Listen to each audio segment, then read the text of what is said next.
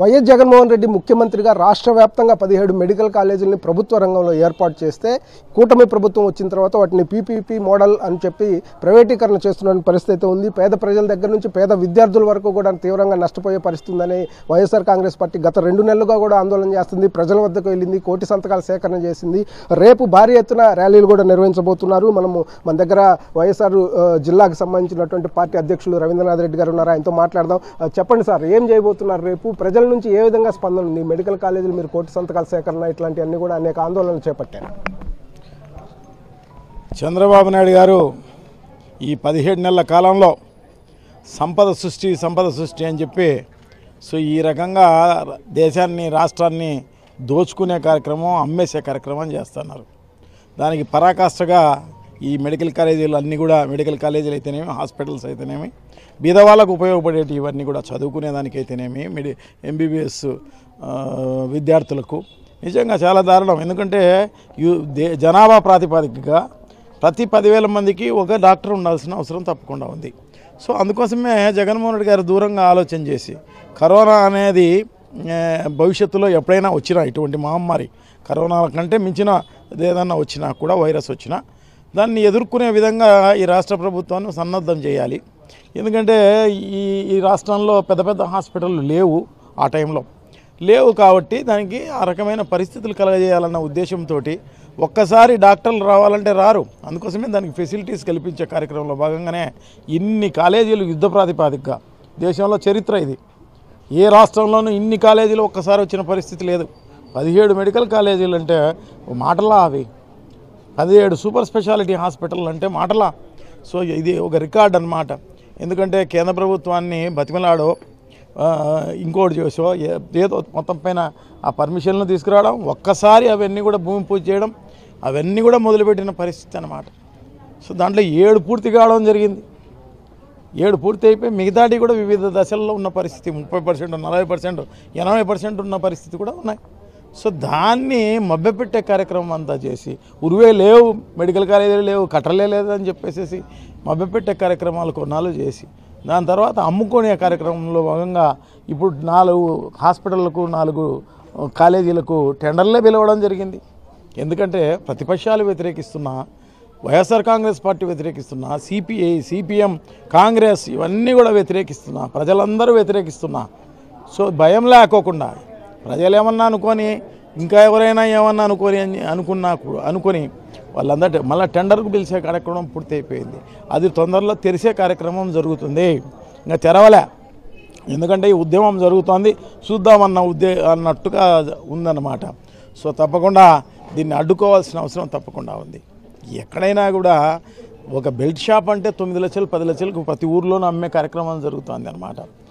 అటువంటిది ఇక్కడ ఒక సెంటు 99 పైసలకు, అంటే ఎకరా 99 రూపాయలకు ఈ హాస్పిటలు, కాలేజీ, దాంట్లో ఎక్విప్మెంటు అంతా ఇచ్చేసే కార్యక్రమం చేస్తున్నారంటే ఏమనుకోవాలా? ఏం చేయబోతున్నారు మీరు? దీనిపైన పెద్ద ఎత్తున, ఎందుకంటే పార్టీలు వ్యతిరేకించినా, ప్రభుత్వాన్ని వ్యతిరేకించినా కూడా ఈ ప్రభుత్వం వెనకడుగు వేయకోకుండా అమ్మేసే కార్యక్రమంలో భాగంగా టెండర్ పిలిచింది. అందుకోసము ఇది ఒక మనిషి మాట్లాడడమో, ఒక పార్టీ మాట్లాడితే ఈ ప్రభుత్వం వినే పరిస్థితిలో లేదు. దున్నపోతు పైన వానబడినట్టే ఉంది అన్నమాట. దీన్ని అదుపు చేయాలి అంటే ప్రజల నుంచి చైతన్యం రావాల్సిన అవసరం తప్పకుండా ఉంది. ప్రజలందరూ కూడా పాల్గొనాల్సిన అవసరం తప్పకుండా ఉంది.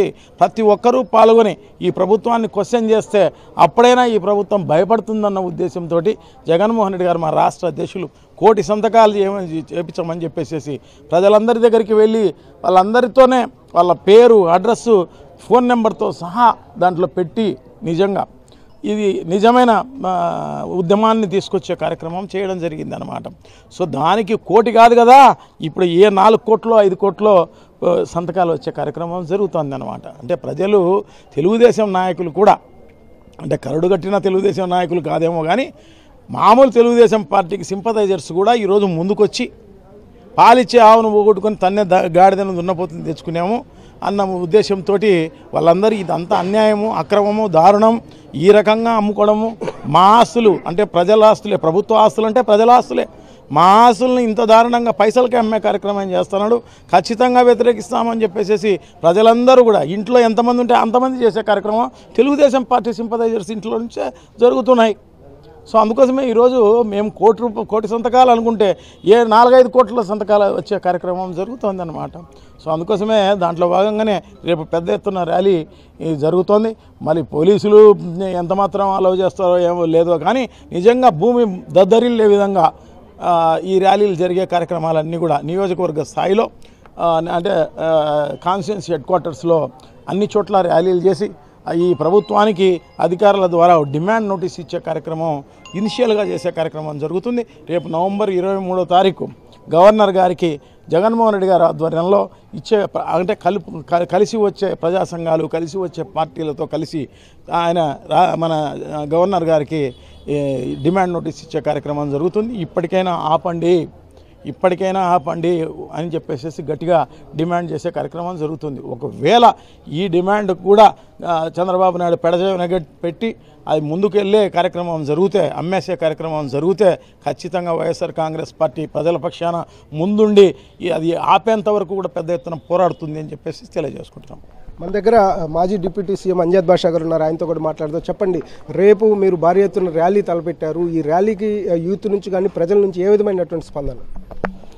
నిజంగా ఇవాళ ఈ రాష్ట్రంలో ఈ కూటమి ప్రభుత్వం తీసుకున్న నిర్ణయం ఏదైతే ప్రభుత్వ ఆధ్వర్యంలో గతంలో జగన్మోహన్ రెడ్డి గారు తీసుకొచ్చిన 17 కొత్త మెడికల్ కాలేజీ, ఇది ఒక చరిత్ర. ఎందుకంటే ఈ భారతదేశానికి స్వతంత్రం వచ్చి 76 సంవత్సరాలు. ఈ 76 సంవత్సరాలలో మన రాష్ట్రంలో ఇప్పటి వరకు ప్రభుత్వ ఆధ్వర్యంలో నడిచే మెడికల్ కాలేజీలు ఎన్ని అంటే కేవలం 12 మాత్రమే. దాంట్లో కూడా ఆ మహానేత దివంగత ముఖ్యమంత్రి డాక్టర్ వైఎస్ రాజశేఖర రెడ్డి గారు ముఖ్యమంత్రిగా ఉన్న సందర్భంలో 5 ప్రభుత్వ ఆధ్వర్యంలో మెడికల్ కాలేజీలు తీసుకురావడం జరిగింది. ఇవన్నీ కూడా దృష్టిలో పెట్టుకొని జగన్మోహన్ రెడ్డి గారు ఈ రాష్ట్రంలో ఉండే నిరుపేద విద్యార్థులను దృష్టిలో పెట్టుకొని మరి ప్రతి జిల్లా హెడ్ క్వార్టర్స్లో కూడా ఇలాంటి ఇన్ఫ్రాస్ట్రక్చర్ కావాలి. ఎందుకంటే కోవిడ్లో మనం ఈ రాష్ట్ర ప్రజలు ఎంత ఇబ్బంది పడ్డారో మనం కళ్ళారా చూసాం.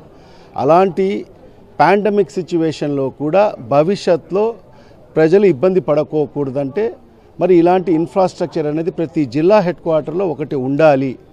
ఒక మెడికల్ కాలేజు, దానికి అనుసంధానంగా 650 పడకల హాస్పిటల్ ఉండాలి అని భావించి కేంద్ర ప్రభుత్వాన్ని మెప్పించి ఒప్పించి 17 ప్రభుత్వ ఆధ్వర్యంలో మెడికల్ కాలేజీని తీసుకురావడం జరిగింది. మరి ఇవాళ ఈ ప్రభుత్వం చేస్తున్న కార్యక్రమాలు ఏంటి? మరి ఆ ప్రభుత్వ మెడికల్ కాలేజీలు ఏదైతే ఇన్కంప్లీట్గా ఉన్నాయో 10 మెడికల్ కాలేజెస్, అది కూడా 50 నుంచి 60-70% వరకు కంప్లీట్ చేశారు జగన్మోహన్ రెడ్డి గారు ముఖ్యమంత్రిగా ఉన్న సందర్భంలో. 7 మెడికల్ కాలేజీలు పూర్తి తరహాలో కంప్లీట్ చేసి మిగతా కాలేజీల్లో కూడా ఇన్ఫ్రాస్ట్రక్చర్ 50 నుంచి 70% వరకు కంప్లీట్ చేయడం జరిగింది. తర్వాత వచ్చిన ప్రభుత్వాలు ఏం చేయాలి? మరి ఏదైతే కంప్లీట్ చేసి ప్రజలకు అందుబాటులోకి తీసుకురావాలి. అలా రాకపోగా మరి ఇవాళ ఈ ప్రభుత్వం చెప్తుంది ఏంటి? మా కాడ డబ్బులు లేవు, మేము ఆ కాలేజీని నిర్మాణం చేయలేము, మరి అది నిర్వర్తించలేమని చెప్పి చేతులు ఎత్తేస్తున్న పరిస్థితి స్పష్టంగా కనిపిస్తుంది. మరి ఇవాళ నేను ఒకటే ఈ చంద్రబాబు నాయుడికి సూటిగా ప్రశ్నిస్తున్నాను. అయ్యా, నువ్వు 2,27,000 కోట్ల రూపాయలు అప్పు తీసుకొచ్చావు ఈ 18 నెలల్లోనే. మరి నువ్వు దేనికి ఖర్చు పెట్టావు? మరి నువ్వు ప్రజలకు ఇచ్చిన హామీలు ఏదైనా పూర్తి స్థాయిలో అమలు చేశావా? లేకుంటే ఈ రాష్ట్రంలో ఎక్కడైనా అభివృద్ధి కార్యక్రమాలు చేశావా? ఏమీ చేయలేదు. ఏదైతే 5,000 కోట్ల రూపాయలు, సంవత్సరానికి 1,000 కోట్ల రూపాయలు ఖర్చు పెడితే ఈ 10 మెడికల్ కాలేజీలు కంప్లీట్ అవుతాయి. అంటే 5,000 కోట్ల రూపాయలు కూడా ఖర్చు పెట్టలేని స్థితిలో మరి ఇవాళ ఈ రాష్ట్ర ప్రభుత్వం ఉంది. అంటే దీని ఉద్దేశం ఏమంటే చంద్రబాబు నాయుడు గారి నైజం కూడా మొదటి నుంచి కూడా ప్రైవేటీకరణకు ప్రోత్సహిస్తాడు. గతంలో కూడా ఏపీఎస్ఆర్టీసీని కూడా ప్రైవేటీకరణ చేయాలని చెప్పి అడుగులు ముందుకేశాడు. మరి అన్ని రంగాలు కూడా ఈరోజు ప్రైవేట్ రంగానికి ఒత్తాసు పలికే వ్యక్తి చంద్రబాబు నాయుడు. ఎందుకంటే మనం చూసాం, ఆయన 15 ఏళ్ళు ఈ రాష్ట్రానికి ముఖ్యమంత్రిగా ఉన్న సందర్భాల్లో కూడా ఎప్పుడు కూడా ప్రభుత్వ ఏదైతే మన స్కూళ్ళను డెవలప్ చేసిన దాఖలాలు లేవు. మరి ఈరోజు ప్రైవేట్ రంగంలో మరి నారాయణ చైతన్య లాంటి విద్యా సంస్థలకు ప్రోత్సాహం అందించిన వ్యక్తి కూడా మరి చంద్రబాబు నాయుడు గారి. ఆయన హయాంలోనే మరి ఎక్కడ చూసినా కూడా మరి నారాయణ చైతన్య విద్యా సంస్థలు వెలిశాయి. ప్రభుత్వ స్కూల్స్ నిర్వీర్యం చేసి ఇలాంటి నారాయణ చైతన్య లాంటి విద్యా సంస్థలకు ప్రోత్సహించిన వ్యక్తి చంద్రబాబు నాయుడు. మరి అదే కోణంలో మరి ఇవాళ ఈ మెడికల్ కాలేజీలని కూడా మరి కార్పొరేట్ సంస్థలకు అప్పజెప్పాలి అనే ఒక కుట్రలో భాగంగానే మరి ఈరోజు ఈ ప్రభుత్వం అడుగులు ముందుకేస్తుంది. ఇప్పుడే చెప్పినట్టుగా ఒక ఎకరా 99 రూపాయలకంట. అంటే ఏంటి ఈ రాష్ట్రాన్ని అమ్మేసే దిశలో మరి ఈరోజు చూస్తే మరి వేల కోట్ల రూపాయలు మరి విలువ కలిగే భూముల్ని కూడా ఉరుసా లాంటి కంపెనీలకు కూడా ఎకరా మరి 100 రూపాయికి ఇచ్చేసే కార్యక్రమం మరి ఈరోజు చంద్రబాబు నాయుడు చేస్తున్న పరిస్థితి. ఇవన్నీ కూడా ప్రజలు ఆలోచన చేయాల్సిన అవసరం ఉంది. రేపు ఏదైతే జగన్మోహన్ రెడ్డి గారు ఏదైతే ఒక మంచి ఆలోచనతో ఒక మంచి సంకల్పంతో ఈ రాష్ట్రంలో నిరుపేద విద్యార్థులకు మరి ప్రభుత్వ ఆధ్వర్యంలో మెడికల్ కాలేజ్ అందుబాటుకు రావాలి. మరి అదేవిధంగా ఆ ప్రాంతంలో ఉండే పేద వర్గాలకు అందరికీ కూడా ప్రభుత్వ ఆధ్వర్యంలో వాళ్ళకు ఉచిత వైద్యం, కార్పొరేట్ వైద్యం అందించాలనే ఒక మంచి ఉద్దేశంతో ఏదైతే ప్రారంభించిన మెడికల్ కాలేజీలను మరి ఖచ్చితంగా అది ప్రభుత్వ రంగంలోనే నిర్వహించాలి అని చెప్పి మరి ఈరోజు దీని ప్రైవేటీకరణకు మరి వ్యతిరేకిస్తూ మరి అన్ని రాజకీయ పార్టీలను కూడా ఎవరైతే కలిసి వచ్చి రాజకీయ పార్టీలందరినీ కూడా కలుపుకొని, ప్రజా సంఘాలని కలుపుకొని, విద్యార్థి సంఘాలను కలుపుకొని, యువతను కలుపుకొని పెద్ద ఎత్తున రేపు 12వ తేదీ అన్ని నియోజకవర్గ హెడ్ క్వార్టర్స్లో పెద్ద ఎత్తున ర్యాలీ నిర్వహించబోతున్నాం. ఖచ్చితంగా ఇవాళ ఈ మీడియా ముఖంగా కూడా అందరినీ కూడా పిలుపునిస్తున్నాను, అన్ని రాజకీయ పార్టీలకు కూడా పిలిపిస్తున్నాము. మరి ఎవరైతే దీన్ని వ్యతిరేకిస్తున్న రాజకీయ పార్టీలు అందరూ కూడా కలిసి రావాల్సిన అవసరం ఎంతైనా ఉంది. మరి విద్యార్థి సంఘాలను కూడా పిలిపిస్తున్నాను. ఖచ్చితంగా మీరందరూ కూడా పెద్ద ఎత్తున మరి అందరూ కూడా పాల్గొనాల్సిన అవసరం ఉంది. యువత కూడా పెద్ద ఎత్తున పాల్గొనాల్సిన అవసరం ఉంది. మహిళలు కూడా మరీ ముఖ్యంగా, ఎందుకంటే ఈరోజు తల్లిదండ్రులు ఖచ్చితంగా మన పిల్లల భవిష్యత్తును దృష్టిలో పెట్టుకొని తల్లిదండ్రులు ప్రతి కుటుంబం నుంచి ఒక్కరిద్దరు ఖచ్చితంగా రేపు జరగబోయే ఈ మహా ర్యాలీలో ప్రతి ఒక్కరు కూడా పాల్గొని విజయవంతం చేయాల్సిందిగా ప్రతి ఒక్కరిని కూడా సవినయంగా విజ్ఞప్తి చేసుకుంటాను. మన దగ్గర ఎమ్మెల్సీ రామచంద్రారెడ్డి గారు ఉన్నారు, ఆయనతో మాట్లాడదాం. చెప్పండి సార్, విద్యార్థులకి అనేక మెడికల్ సీట్లు ఏదైతే పేద విద్యార్థులకు వచ్చేటువంటి పరిస్థితుల్లో ఈ కాలేజీలను ఈ విధంగా ప్రైవేట్ పరం చేయడం వల్ల ఏ విధమైన నష్టం జరుగుతుంది విద్యార్థులు? ఈరోజు మనం బాగా పరిశీలించినట్లయితే గతంలో జగన్మోహన్ రెడ్డి గారు విద్యకు మరియు ఆరోగ్య సమస్యల హాస్పిటల్స్కి కానీ వీటికి ఎక్కువ ప్రాధాన్యత ఇచ్చి నాడు నేడు ద్వారా అనేక వేల స్కూళ్లను డెవలప్ చేయడం జరిగింది. అదేవిధంగా ప్రజలందరికీ ఆరోగ్యం కావాలనేటటువంటి సదుద్దేశంతో 17 మెడికల్ కాలేజీలను ప్రతి పార్లమెంటు నియోజకవర్గానికి ఒక మెడికల్ కాలేజీ ఉండాలనేటటువంటి సంకల్పంతో దాదాపు 17లో ఒక 7 కాలేజీలు ఆల్రెడీ ఇప్పటికే ప్రారంభం అయిపోయినాయి. ఇంకా మిగతాయి కూడా వివిధ దశల్లో ఉన్నాయి.